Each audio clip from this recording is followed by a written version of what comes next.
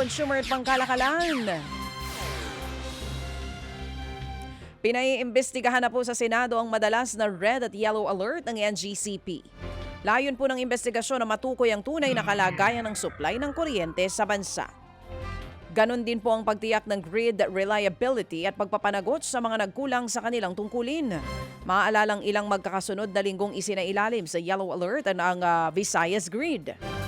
Nakasabay pa noon ang pagdeklara ng red alert sa Visayas at Luzon grid dahil sa aberya sa transmission line.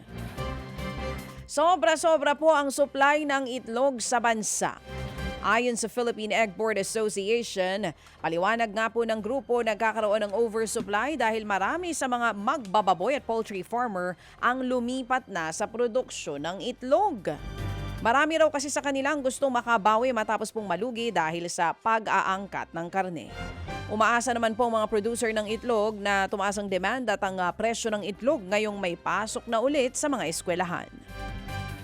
Pansamantalang magiging operator naman ang Water District sa San Jose del Monte City, Bulacan, ang Metro Pacific Water o MPW. Sa ilalim po ng kasunduan, itinalaga ng lokal na pamahalaan ang kumpanya sa operasyon ng water service system sa lungsod at pagsasagawa ng assessment sa loob po yan ng 2 buwan. Ito'y para matukoy ang sanhi ng problema sa serbisyo at makapagrekomenda kung paano may aayos ang supply ng tubig doon. Ang Metro Pacific Water ay subsidiary ng Metro Pacific Investments Corporation na pinamumunuan po ni Manny V. Pangilinan. Sa isang pahayag, sinabi po ni MVP na ang pagpasok ng MPW sa SJDM Water ay pagpapakita ng pagsuporta sa mga LGU at maibalik ang kumpiyansa ng mga residente sa water system ng lungsod.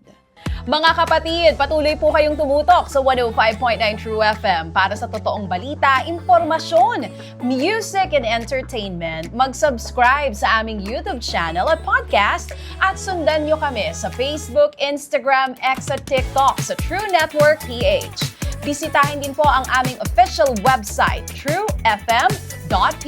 At panoorin din kami sa True TV Signal, Channel 19. Kami po ang 105.9 True FM. Laging true sa'yo, kapatid.